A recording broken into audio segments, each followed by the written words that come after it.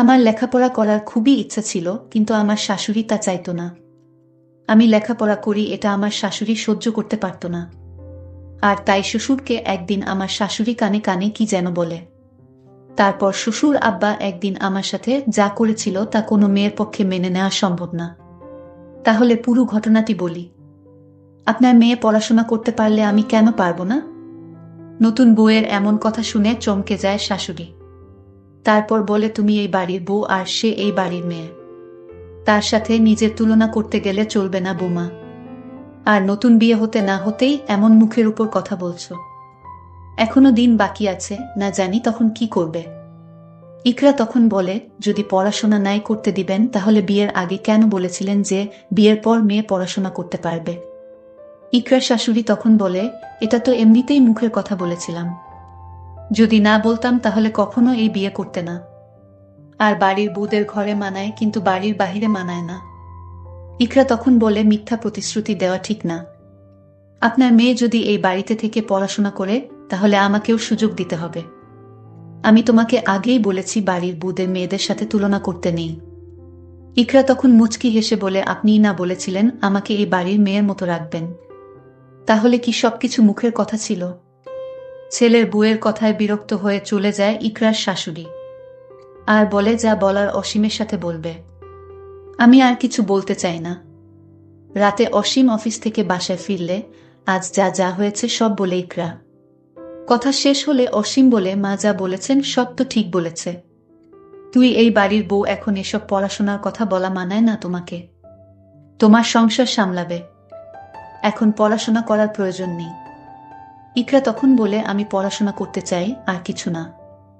বিয়ের আগে আমি এই শর্ত দিয়েই তারপর তোমাকে বিয়ে করেছি অসীম। অসীম বলে, তুমি পড়াশোনা করে কি করবে? উচ্চশিক্ষিত হবে, আর বেশি হলেও পড়াশোনা শেষ করে তুমি একটা ভালো চাকরি করবে। এর বেশি তো কিছু না।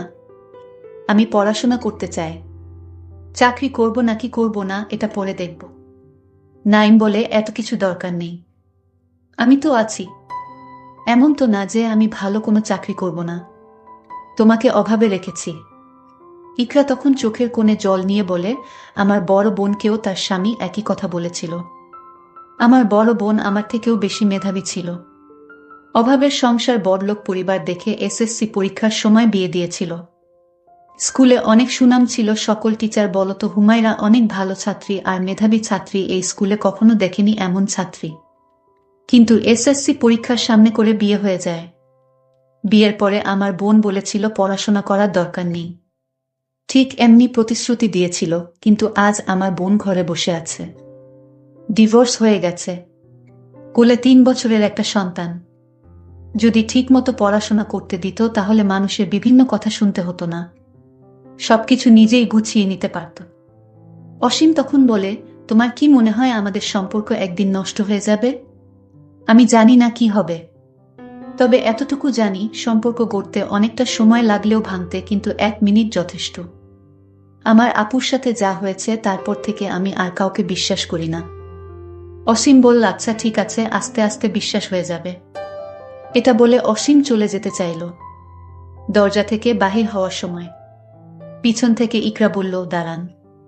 পিছন থেকে ফিরে দাঁড়াই অসীম। আপনি কিন্তু আমার কথার এখনো জবাব দেন নাই। জবাব না দিয়ে চলে যাচ্ছেন, এটা কিন্তু ঠিক না। অসীম বলল, কিসের জবাব? ইকরা কিছুটা অস্বস্তি নিয়ে বলল, আমি আপনার সাথে আমার পড়ালেখার কথা বলেছিলাম। অসীম বলল, এই বিষয় নিয়ে পরে ভেবে দেখব আমি। মাত্র 1 সপ্তাহ বিয়ে হয়েছে, ধৈর্য ধরো। আর 3 মাস পরে আমার এইচএসসি ফাইনাল পরীক্ষা। আমি আর সময় অপচয় করতে চাই না। আমার ভাই নাইমকে বলে দিয়েছি আমার বইগুলো দিয়ে যেতে। কালকে সকালে নাইম আসবে। এখন আপনাদের থেকে অনুমতি নেওয়ার জন্য আমার দরকার নেই, কারণ আমি বিয়ের আগেই বলেছি ঘর সংসার সামলাপ আর পড়াশোনা করব। অসীম কিছুটা বিরক্ত নিয়ে চলে যায়। এতক্ষণে অসীম বুঝে গিয়েছে ইকরা অনেক জিদ্দি একটা মেয়ে, যা বলছে তাই করবে। পরের দিন সকালে ভাই আসে। আজ শুক্রবার, সবাই বাসায় আছে। নাইম এসে কলিং বেল বাজায়। অসীমের মা এসে দরজা খুলে দেয়।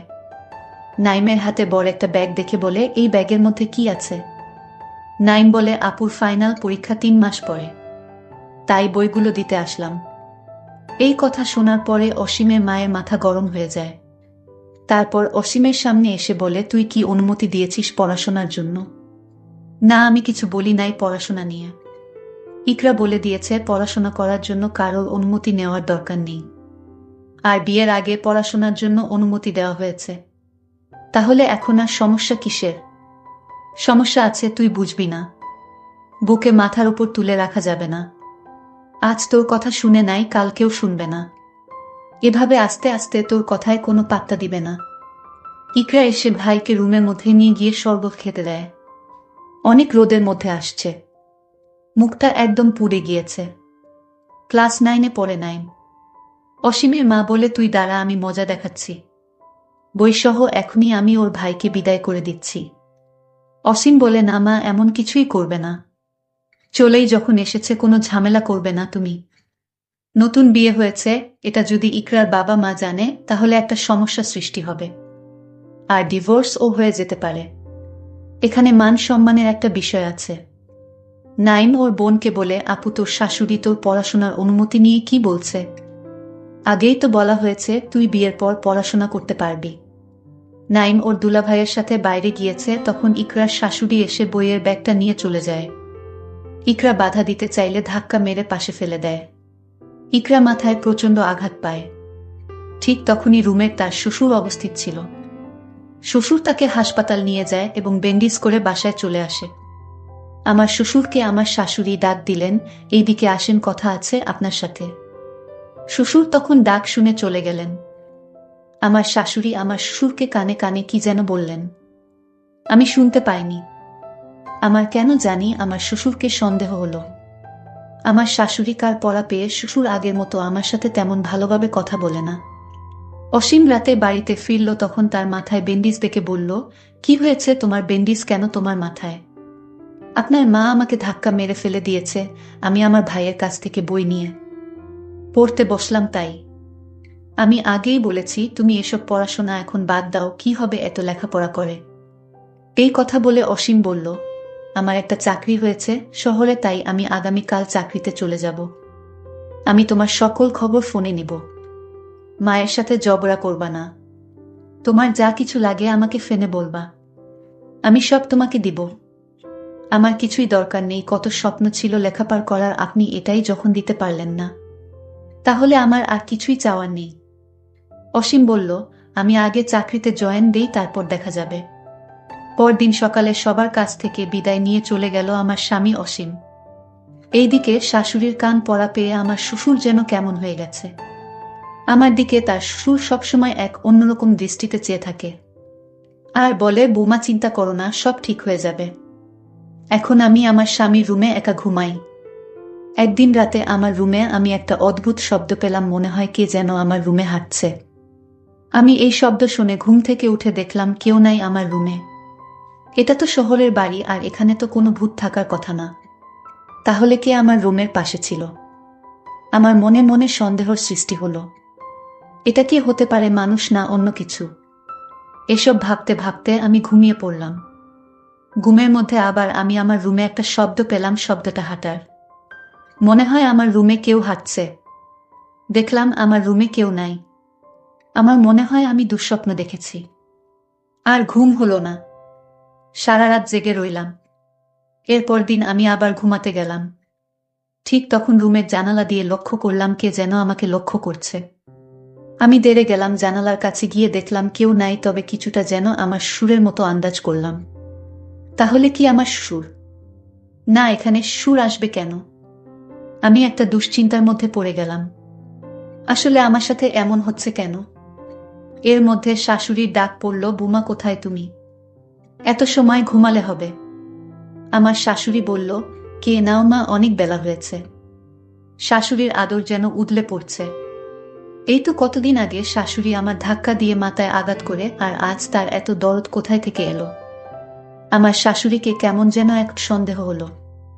আমি কোনো কথা না বলে আমার রুমে ঘুমাতে গেলাম।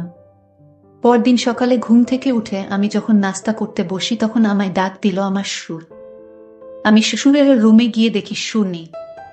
কি আশ্চর্য, আমি কিছুই বুঝতে পারছি না, আমার সাথে এটা কি হচ্ছে। আমার মাথায় নানা রকম চিন্তা আসতে শুরু করলো। আমি এখন মনে মনে সিদ্ধান্ত নিলাম, এটা কে এবং কেন এখানে আসে, আমার কাছে কি চায়, আমার সবকিছুই জানতে হবে। যতদিন পর্যন্ত আমি জানতে পারবো না, ঠিক ততদিন পর্যন্ত আমার মন কিছুতেই শান্তি হবে না। এর মধ্যে আমার স্বামী অসীমের ফোন আসলো। আমি ফোনটা রিসিভ করি।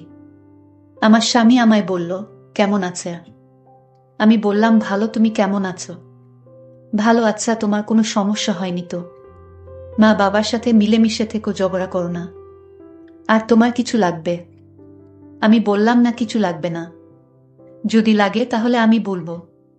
ঠিক আছে, আমি সামনের সপ্তাহে বাড়িতে আসবো, তুমি কোনো চিন্তা করো না। এরপর আমি মনে মনে সিদ্ধান্ত নিলাম, আমার রুমের পাশে কে থাকে এই রহস্য বের করতে হবে।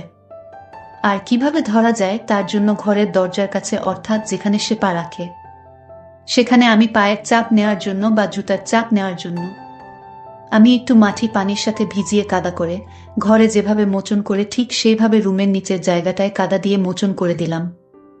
এখন যে কেউ এখানে এসে দাঁড়ালে তার জুতার ছাপ লেগে থাকবে, আর তা দেখে আমি সহজেই বের করতে পারবো এটা কে এবং কি চায়। পরদিন সকালে যখন আমি ইচ্ছে করেই রুমে যাই, তখন আমি লক্ষ্য করলাম এখন কেউ আসে না। আমি ভাবলাম রাতে হয়তো আসবে, আর তাই রাত পর্যন্ত অপেক্ষা করতে লাগলাম। তার মাথার অংশটা কিছুটা আন্দাজ করতে পারলাম, কিন্তু আমি শিওর না এটা কে। তারপর আমি যখন রুম থেকে বের হই, তখন আমি তার জুতার চাপটা দেখে আমার মাথায় যেন আকাশ ভেঙে পড়ল। দেখলাম আমার আপন ছোট ভাইয়ের জুতার চাপ। তাহলে নাইম এখানে কিভাবে আসবে? আর সে এখানে আসবে কেন? সে তো আমাদের বাড়িতে, এটা তো দেখছি আমার ভাই নাইমের জুতার ছাপ। না, এটা হতে পারে না। আমি ভুল দেখছি না তো? আমি স্বপ্ন দেখছি না তো? আমি আমার প্রত্যেকটা রুমে আমার ভাই নাইমকে দেখলাম এবং তার জুতা খুঁজলাম, কিছুই পেলাম না। আমি এখন কি করব বুঝতেছি না। এই বিষয়টা কি আমার শ্বশুর শাশুড়ির সাথে শেয়ার করা যায়? এক মনে ভাবলাম, না, এখন শেয়ার করব না। তাকে আমার নিজ চোখে দেখতে হবে। আর এটা দেখার জন্য আমি আমার বড় বোনকে বললাম, তুই একদিনের জন্য আমার শ্বশুর বাড়িতে আসবা। আমি একটা মহা দুশ্চিন্তায় পড়ে গেলাম। আমি আপুকে বললাম, তুমি আমার শ্বশুর বাড়িতে আসো, তোমাকে আমার জরুরি দরকার। তুমি কালই আমার স্বামীর বাসায় আসো। বড় আপু বলল, ঠিক আছে, আমি কাল আসছি। পরদিন আপু যখন আসলো, রাতে খাওয়া দাওয়া করে যখন ঘুমাতে গেলাম, তখন সব ঘটনা আমি খুলে বললাম। আপু বলল, নাইম এখানে আসবে কি করে? সে তো আজ 10 দিন ধরে তোর দুলাভাইয়ের বাড়িতে। তোর দুলাভাই ব্যবসার কাজে গেছে, তাই বাড়িতে কেউ নাই, তাই আমি একা একা থাকতে ভয় পাই, আর তাই নাইমকে নিয়ে গেলাম আমার বাসায়। কি বলো আপু, তাহলে নাইমের জুতার ছাপ এখানে কি করে এলো? ঠিক আছে, তুই কোনো চিন্তা করিস না, কালের রহস্য আমি খুঁজে বের করব। তারপর আপু আর আমি ঘুমিয়ে গেলাম। সকালে আমার বড় বোন বলল, আমি আগে থেকেই রুমের জানালার পাশের রুমে আমি একটা মোবাইল নিয়ে দাঁড়িয়ে থাকব, আর রাত যখন হবে তখন আমি ওই রুম থেকে দেখব সেটা কে তোর রুমে আসে এবং তোর কাছে কি চায় সব ভিডিও করে ফেলব, তাহলেই সে ধরা পড়বে। আমি বললাম, আপু তোমার মাথায় এত বুদ্ধি আছে। পরদিন রাত হলো, আপু আগে থেকেই রেডি, আর আমি এইদিকে রুমে গিয়ে শুয়ে পড়ার ভান করলাম। তখন রুমের দরজার কাছে একটা লোক আসলো এবং দরজাটা দিয়ে প্রবেশ করলো রুমে।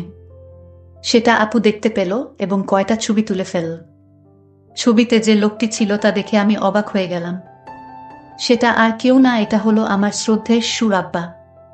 কিন্তু এটা যদি শ্বশুর আব্বা হবে, তাহলে নাইমের জুতার চাপ এখানে আসলো কি করে? কিন্তু ছবিতে ভালো করে লক্ষ্য করলাম, শ্বশুর আব্বার পায়ে যে জুতা ছিল সে জুতা নাইমের। মানে আমার শ্বশুর আব্বা নাইমের জুতা রুমের দরজার কাছে আসতো। নাইম যেদিন আমার স্বামীর বাড়িতে বই দিতে আসলে, সেদিন নাইমকে শ্বশুর আব্বা নতুন জুতা কিনে দিয়েছিল, আর তার পায়ের জুতাগুলো আমার শ্বশুর অন্যরকম বাহানা দেখিয়ে জুতা রেখে দিল। শ্বশুর কেন আমার ভাই নাইমের জুতা পরল সেটা পরে বলছি। তার আগে বলি, আমি যখন ঘুমের ভান করে শুয়ে রইলাম, তখন শ্বশুর আব্বা আমার রুমে ঢুকল। তারপর আমার স্বর্ণের অলংকারের সাথে একটা তাবিজ বেঁধে দিল, আর আপু জানালা দিয়ে ভিডিও করল। তাবিজটা বেঁধে রুম থেকে বের হয়ে গেল। আমি আমার স্বামীকে ফোন দিলাম, বললাম তাড়াতাড়ি বাড়িতে আসো, জরুরি কথা আছে। আমার স্বামী আমার কথা মতো রওনা দিয়ে দিল। বাড়িতে আসার পর আমার স্বামীকে আমার বড় বোন ভিডিওটা দেখালো। শ্বশুর আব্বাকে আমার স্বামী ডাক দিয়ে বলল, বাবা এসব কি দেখছি?